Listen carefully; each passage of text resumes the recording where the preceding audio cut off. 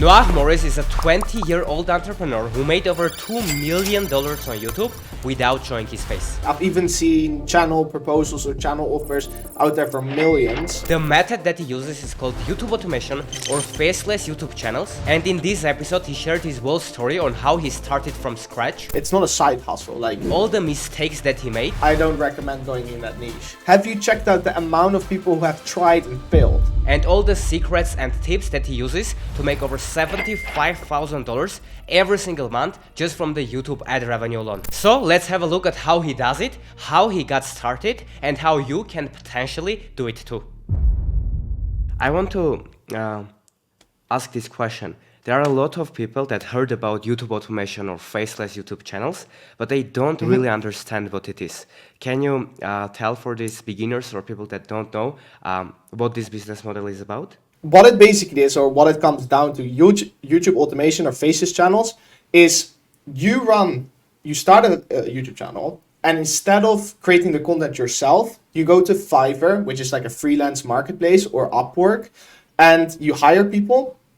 So you hire a script writer, a video editor, you hire a thumbnail designer, and you put them together in a group chat. And then you start doing some research on YouTube, and you kind of try to find topics you can create faceless videos around, like documentaries, sports compilations, stuff like that, right? Basically, yeah, the script writer writes the script, then the voice actor reads it, and then after that, the video editor puts everything together. You post it to your YouTube channel, and then you earn money off, the ad revenue that's generated if that video goes viral, or you can do sponsorships.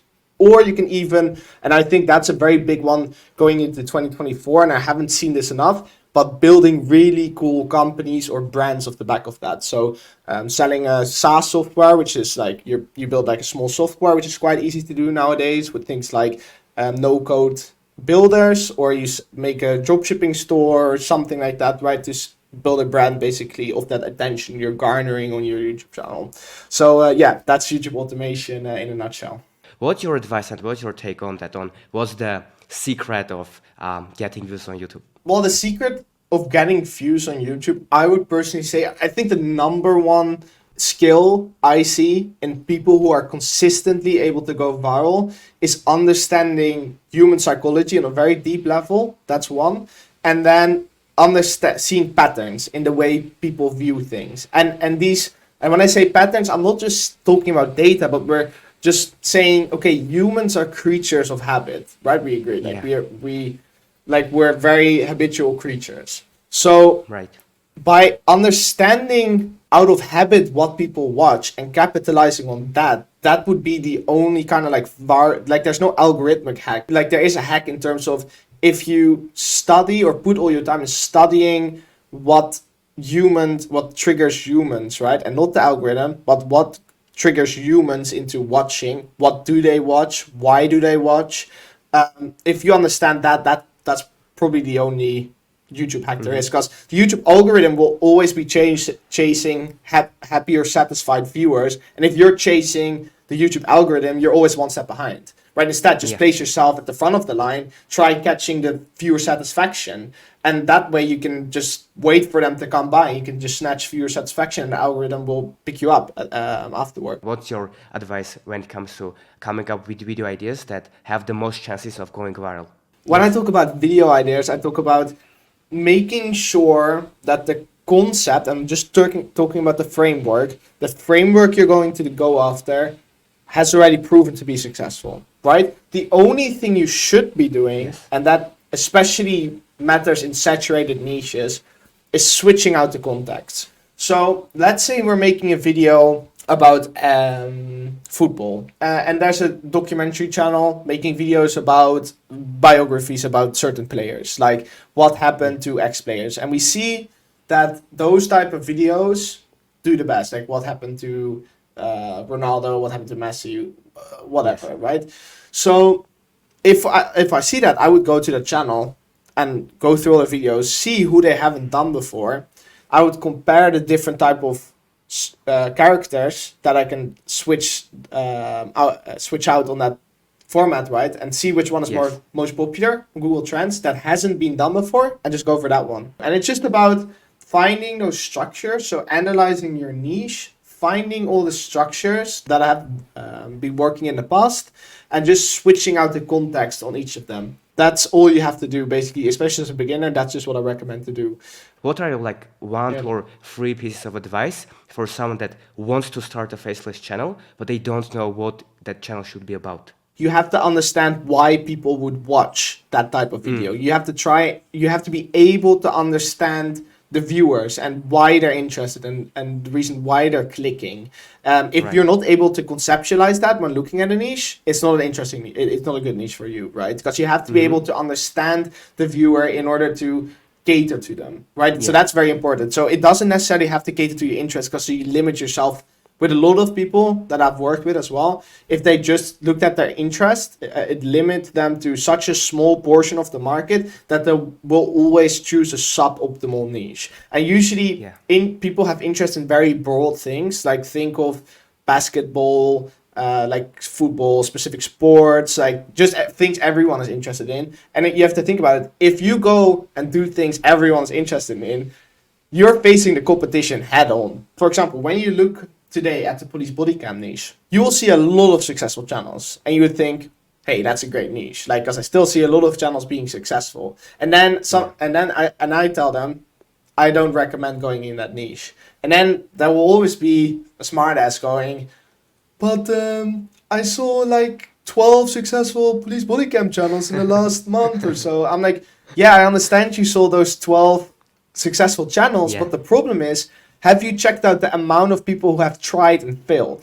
So instead, I want to search for niches. So I want to find niches where even if the content is the worst content you can possibly imagine, the videos still go viral. And I can't even find anyone who ever failed in that niche. That's basically what I'm looking for. When it comes to Thanks. hiring the team, right?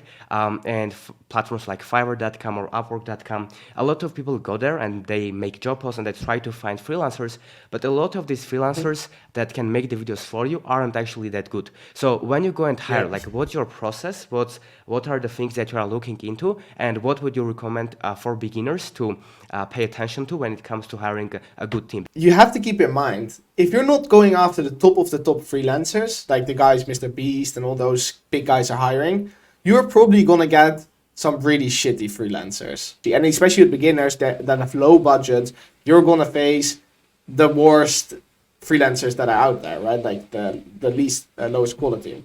So first off, you have to understand, you're never gonna hire a good video editor for the budget you most likely have right now. Instead, I accept that and go, all right, I'm gonna find some guy who I know, or by the way he's talking, is really forward thinking. That's why I said I like forward thinking freelancers. It's very forward thinking. It's very passionate about what he does. It's very responsive, is a big thing. And then what you can do is you hire them and you just make sure you're very diligent on the feedback. So every time they give you a piece of work, you compliment them. Don't like tear them down, don't roast them, because you want to have them for the long term, right? Like you don't want to be mean, but give them a compliment first, then give proper feedback, and just take your patience in training that team, because those are assets in the long run. Like I'm saying, for example, with my team, I have some kind of lingo at this point where I don't have to do more than 2 or 3 sentences for them to understand what I want. I just say, do this, do that. A couple hours later, it's fixed, right? So just by making sure there's constant communication back and forth, because a lot of people just say like, oh, this video needs to be edited, I'll see you in a couple days, right? Instead, I usually say like, hey, make a start on the video. Once you have like 1 or 2 minutes edited, record your screen, send it back to me. I'll give you feedback on the first 1 to 2 minutes, and then you can incorporate that feedback into the rest of the video. What do you think is the minimum budget to have if someone wants to start outsourcing, and what should be their strategy? Well, you can start with $500 a month, but that means you will just have to do more hands-on work yourself. What I would mainly recommend is obviously outsourcing the voiceover. And if that fits in your budget, you can probably on $500 a month, you can probably outsource the video editor as well. I won't recommend doing like one super high quality video based on a $500 budget a month, or like doing two or three. Because especially if you're a beginner, you want to get the reps in. That's, I think, a big mistake. People invest in very expensive videos, and obviously it's going to fail in the first video. So better to keep your risk low. I kind of like the strategy of starting with a small outsourcing budget, just because you know you're going to fail in the first month. Like you just know it's not going to work out. Like there's like a very slight percentage of people where it does work, but the rest of us, especially for me, it took years, right, to even see any traction. The best thing to do is just write the script yourself, hire voiceover, especially if you're like a small budget. Just do the voiceover. That already makes the video quality very, very high. And then I think a lot of people struggle with the video editing. So if you can hire a video editor as well, maybe hire a very cheap one, and then really spend time every day in Discord calls training them. Like especially a good tip would be just hire someone who doesn't have an Upwork score or doesn't have a Fiverr score, and it's just a starting freelancer who wants to get like reviews and wants to get a portfolio in, right? Those are great guys to work with, just because, you know, they're super trainable, and they're quite cheap as well. So that's what I would recommend if you have a low budget. If you can give just one piece of advice when it comes to titles and thumbnails, what would you say? The biggest question you should be asking yourself when you're looking at any type of packaging is, what's the curiosity gap here? Right, like when I look at this, what's the story being told? So how does the title, or how does the thumbnail play off the title? Let's say I see the thumbnail first, right, and it's a shocking image. Does the title add a piece of context to that story happening in the thumbnail that makes it even more impactful? If the title isn't doing that, we have to change something, right? Like we want to make sure that the title adds more impactful information to the story you're already seeing in the thumbnail. And if it doesn't tell a good story, the thumbnail and title together, then there's something that needs to change, right? So it basically needs to be a cliffhanger, or there needs to be a curiosity gap, and the packaging of your video should always be like a 1-2 combo. So one should always play off the other. So the thumbnail should add something to the title, and the title should add something to the thumbnail, right? And that's my one piece of advice with packaging. Just so to think in story scenarios. That's the best advice I can give. Yeah. There's AI coming, and right now maybe it's not as good, but I'm sure you have seen ChatGPT release that software called Sora, I think, right? When they basically Sora. You put a text, and it makes very high realistic videos. So when these videos will be like all over the place, and barrier to entry will be very low, and the competition will rise because everyone can make videos with AI. What do you think can make you stand out? Is it mastering the art of storytelling, so your videos can have that human connection stories? Is it some unique angle? I'm really curious to see, how do you think about differentiating yourself in the next 1 to 3 years to beat the AI, or to not be eaten by it? You have to do something that no one can right now, right? So for example, I talked about this before, but we're working on a game development channel where it's like we're creating entire games for one video. So we just create a game, like I created X game but in 2D, or I made Minecraft but with guns, or some, stuff like that. So, and that's super difficult to kind of mimic, because you have to the AI would have to make sense of all those softwares, and it would have to make sense of the coding and stuff like that. So it's very difficult for, first of all, for other people to mimic, because you need a higher budget, and you need to know how to assemble a good team. So for the competition in our niche, it's super difficult to enter, and it's also difficult for AI to take over there. So obviously, I would recommend to make sure that you do something that's very unattainable for other people right now already. So if it's something everyone can do right now, you're most likely going to be eaten by AI. But if it's something people really have to look at and go, I probably can't do this, then that's a good sign. If there's like some 16 or 18-year-old right now watching, and they don't have the budget to outsource and go to Fiverr or go to Upwork and outsource the content. So how should they go about starting a faceless brand and faceless channel? Should they learn?